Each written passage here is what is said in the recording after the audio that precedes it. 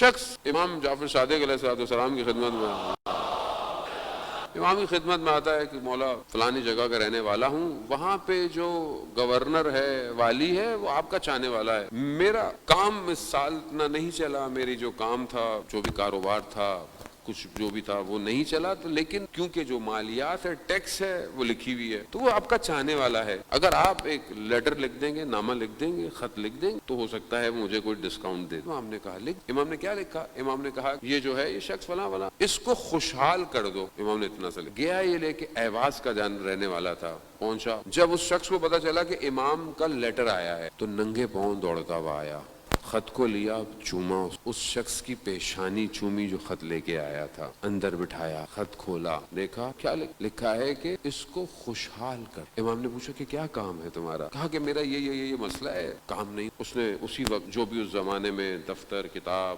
Note جو بھی ہوتا تھا، نوٹ بلاؤ، دیکھا اس کا لکھا ہوا، کہا اس کو کاٹ دیا۔ پھر اپنے ایک اور شخص کو بلایا جو اپنا قریب، کہا کہ میری جائیداد کو 2 حصوں میں تقسیم اور آدھی جائیداد اس کو دے دو۔ اب وہ پریشان ہے، بولے یہ کیا کر رہے؟ کہا تم خوشحال ہوئے؟ اللہ اکبر، اللہ کتنا خوش نصیب ہے جسے امام خط لکھ رہے ہیں اور یہ کہہ رہے ہیں کہ خوشحال کر دو اسے، میں قربان جاؤں، روحی، مالی، جانی، ولدی لقل فدا، میری ماں باپ آپ پر قربان ہو، میری جان آپ پر قربان ہو مولا۔ اور اس نے یہی کیا۔ کہا خوشحال ہو؟ کہا یہ تو آپ نے مجھے بہت کچھ دے دیا، میں تو اس کے لیے آیا نہیں تھا۔ جس قالین پر کھڑا ہوا تھا یہ بات کہتے ہوئے، کہا اس کو بھی لپیٹو، کہا یہ بھی اسی کو دے دو، یہ ہے چاہنے والا۔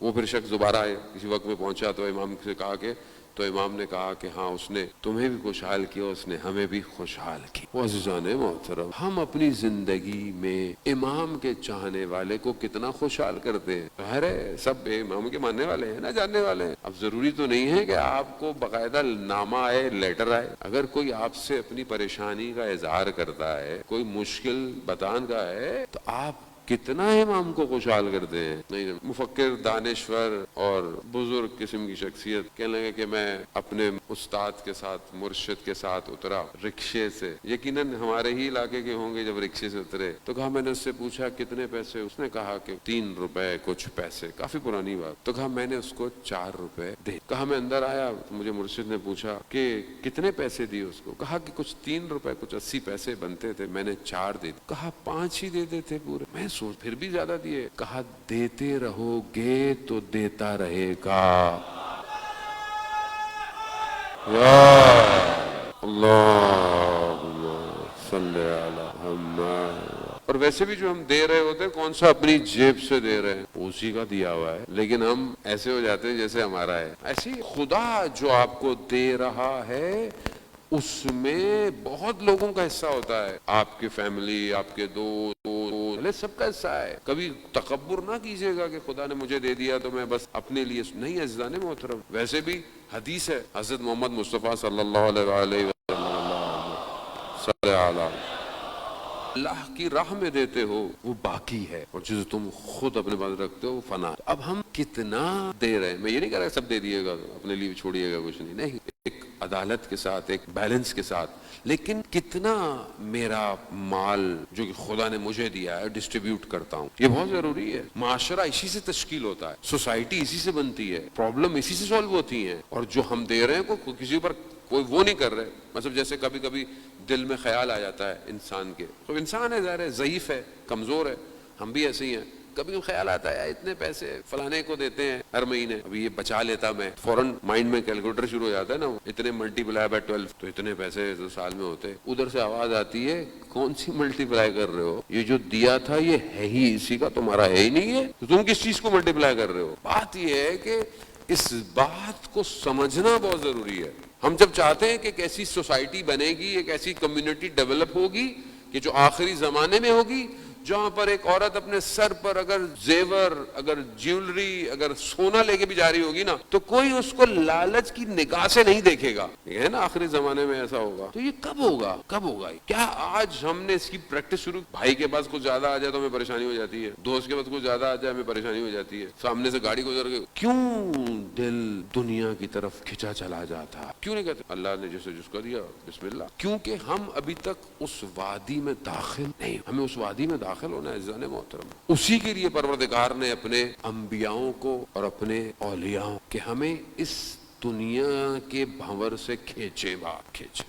جوان ماشاءاللہ طبقہ بیٹھا ہوا ہے اور زیادہ جوان ہی ہے، بلکہ بہرحال بزرگ بھی جوان ہی ہوتے ہیں. دل انسان کا ہونا چاہیے پاک اور صاف. عزیزان محترم اس جوانی کی قدر کریں. یہ جو اللہ نے آپ کو نعمت دی ہے نا، یہ گزر جائے گی. مولا متقیان حضرت علی ابن ابی طالب علیہ السلام، اللہم صلی علی محمد. امام خود ارشاد فرماتے ہیں نا، کچھ چیزوں کی اہمیت، اس کی ویلیو اس کے جانے کے بعد پتہ چلتی ہے. جیسے صحت کی ویلیو تب پتہ چلتی ہے سلامتی کی، جب انسان بیمار ہوتا ہے. جب انسان بیمار ہوتا ہے اسے پتا ہے یار صحت کتنی بڑی نعمت تھی، میں نے خیال ہی نہیں. اس طرح اور بہت ساری چیزیں ہیں. اسی کے اندر انسان جو ہے وہ ان چیزوں کو جو ہے وہ کرتا ہے کہ یہ جو خدا نے دی ہے جوانی، اس کا پتہ کب چلے گا؟ جب بڑھاپا آئے گا، جب آپ کھڑے نہیں ہو پائیں گے، آپ بیٹھ کے نماز پڑھ، تب آپ کو پتہ چلے گا کہ اگر میں نے جوانی میں قیام کیا ہوتا، رکوع کیے ہوتے، سجدے کیے ہوتے، تو میں کہاں ہوتا آج. اس وادی میں آئے، یہ دنیا آپ کو نہیں آنے دے گی اس طرف. یہ صبح شام آپ کو انگیج رکھے گی. امام اسی لیے تشریف لائے. وہ امام میں کئی دفعہ اس بات کو تکرار کرتا رہتا ہوں، مولا کائنات جانتے تھے انسان آج کہاں پہنچ گیا. مولا کو پتا تھا یہ ڈیجیٹل طریقے سے جو ہے وہ ڈیٹا ٹرانسفر کر لے گا، یہ الیکٹرونک گاڑیاں بھی بنا لے گا، یہ سپیس شٹل بنا لے گا، یہ اس کے پاس جو ہے وہ لائیو سٹریمنگ جیسے آج ہو رہی ہے، سب کچھ جو ہے سب کر لے گا. امام کو پتا تھا یہ بلڈنگیں بنائے گا، اسکائی اسکریپرز بنائے گا، یہ ہائبر کیپسول بنائے گا کہ جو لفٹوں میں بڑی بڑی بلڈنگوں میں لگے ہوئے ہیں، یا برجوں پہ لگے ہیں، یا بھی شہروں میں بھی لگ رہے ہیں، یا وہ اسپیس ایکس والا جو زمین کے اندر جو ہے وہ ہائبر ٹرمینل بنا رہا ہے. بہت تیزی سے انسان پہنچ جائے گا ایک سے جگہ دوسری جگہ. امام جانتے تھے یہ انسان کر لے گا، اس سے بھی آگے جائے گا، بھی انسان بہت آگے جائے گا. لیکن امام نے نہیں بتایا کہ کون سی دھات سے جو ہے وہ جہاز کا انجن بنایا جائے کہ جو بہت ٹیمپریچر پر یا مائنس ٹیمپریچر پر خراب نہ ہو. خاص دھات ہے، خاص میٹل ہے. امام نے بتایا نہیں، انسان نے خود کشف کر لیا. اللہ نے یہ علم دیا ہوا ہے، علم انہی کا ہے. لیکن امام نے کیا دیا نہج البلاغہ میں؟ امام فرماتے ہیں کہ انسان اپنی زبان کے پیچھے پوشیدہ ہے. A man is behind his tongue. اگر کسی انسان کو دیکھنا چاہتے ہو تو دیکھو کہ وہ زبان سے کیا کہہ رہا ہے. یہ کون بتائے گا؟ امام جانتے تھے کہ یہ قیامت کے منظر کو دیکھ نہیں پائے گا. میں بتاتا ہوں، اللہم انی اسألک یوم لا ینفع. پروردگار میں تجھ سے سوال کرتا ہوں اس دن کا جس دن کوئی چیز نفع نہیں دے گی سوائے اس کے کہ جو قلب سلیم لے کر آئے. یہ آخرت کا کینوس، آپ ایک کینوس بنائیں، فریم جسے پینٹ کرتے ہیں. آپ مانا چاہتے ہیں امیر المومنین پڑھنا شروع کریں، آخرت کا کینوس بننا شروع ہو جائے گا. کون بتا رہا ہے؟ 100 سال 200 سال 300 سال 1000 سال کی پیشن گوئی نہیں ہے. عین اور حق یقین ہے کہ قیامت میں کیا ہونے والا ہے. یہ کون بتائے گا؟ یہ کون بتائے گا کہ تمہیں کس مرحلے پر، کس جگہ پر تمہیں کتنی دیر رکنا پڑے گا؟ کیوں؟ کیونکہ امام جانتے تھے کہ یہ انسان نہیں بن پائے گا. یہ مشین ترقی یافتہ ہو جائے گی، آرٹیفیشل انٹیلیجنس ہو جائے گا. آج بولے، آج ساری چیزیں چلنا شروع ہو جاتی ہیں. آج آپ یہاں بیٹھے ہوئے ہیں، آپ کا گھر دنیا میں کہیں پہ بھی ہے، آپ اپنے گھر کا لاک کھول لیں، آپ اپنے گھر کے کیمروں سے ساری چیزیں دیکھ لیں، آپ اپنے گھر کا الیکٹرانک کی ساری چیزیں کھول لیں، سب کھول لیں. ہر چیز وائی فائی ہو گئی، نیٹ ورک ہو گئی، ایک ہی وہ نیٹ ورک. آپ کی فریج میں کیا رکھا ہوا ہے سب آتا ہے آپ کو، نظر آتا ہے آپ کو. کیسے انسان کر لے گا یہ سب کچھ؟ مشین اتنی اسٹرانگ ہو جائے گی. لیکن اس مشین کے دور میں یہ کون سکھائے گا کہ تمہیں اپنے ماں باپ کا احترام کرنا ہے، تمہیں اپنے پڑوسیوں کا خیال کرنا، تمہیں یتیموں کے سروں پہ ہاتھ رکھنا؟ یہ کون بتائے؟ کوئی اور نہیں، وہی انسان کا، وہی اللہ کا ولی جسے خدا نے انسانیت کی بقا کے لیے بھیجا. یہی، اور آپ کچھ بھی کرتے رہے، راستہ یہی ہے. عزیزان محترم، امام کی معرفت یہی ہے. میری زندگی میں امام کہاں ہے؟ مشکلات اپنی جگہ پر ہیں، ہوتی رہیں گی، آتی رہیں گی، اور آسان نہیں ہے. کیونکہ